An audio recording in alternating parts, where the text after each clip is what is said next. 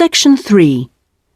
You will hear a conversation between a student, Andrew, and a student advisor, Monica, about a diploma course. First, you have some time to look at questions 21 to 25.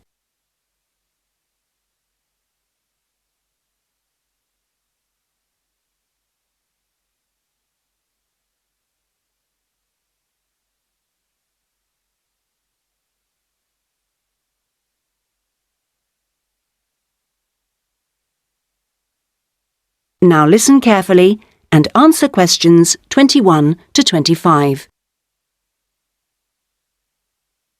Excuse me, I was told to come here for advice about management diploma courses. You've certainly come to the right place. Hi, my name is Monica. Nice to meet you. My name is Andrew Harris. So, Andrew, have you seen our diploma course prospectus yet? Yes, I've already looked at it. In fact, I thought the information on course content was really useful. But I'm afraid I'm a bit confused by all the different ways you can do the course.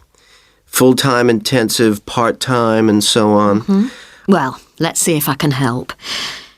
I think each course type has its advantages and disadvantages, so it really depends on you, your own study habits, and your financial circumstances, of course.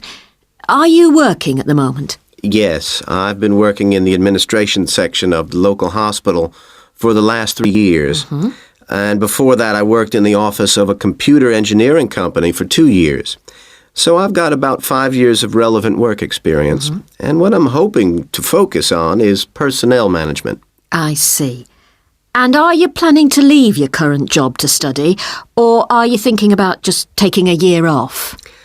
I want to know what my options are, really. I don't want to quit my job or anything, and my employers are keen for me to get some more qualifications, but obviously it would be better if I could do a course without taking too much time away from work. Right.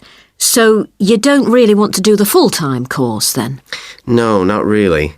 It's also a question of finances. You see, my office have agreed to pay the cost of the course itself, but I would have to take unpaid leave if I want to study full-time, and well, I don't think I could afford to support myself with no salary for a whole year. OK. Well, you have two other possibilities. You could either do the part-time course, that would be over 2 years, and you wouldn't have to take any time off work, or you could do what we call a modular course. You could do that in 18 months if you wanted, or longer. It's quite flexible, and it would be up to you. So what does the part-time course involve? For that, you would join an evening class and have a lecture twice a week. Then you'd have to attend a seminar or discussion workshop 1 weekend a month. What kind of coursework would I have to do? Well, it's a mixture. You'd be expected to write an essay each month, which counts towards your final assessment. You have a case study to do by the end of the course, which might involve doing a survey or something like that. And also you need to hand in a short report every 4 weeks. So that's quite a lot of work then, on top of working every day. It sounds like a lot of studying, and really tiring. Yeah, you certainly wouldn't have much free time.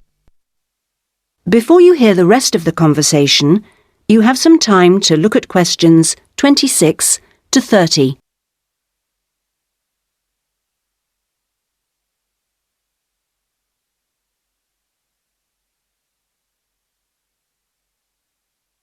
Now listen and answer questions 26 to 30.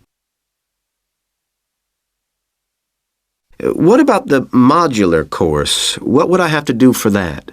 Well, that's where you get the opportunity to study full-time for short periods. That way you can cover a lot of coursework and attend lectures and seminars during the day.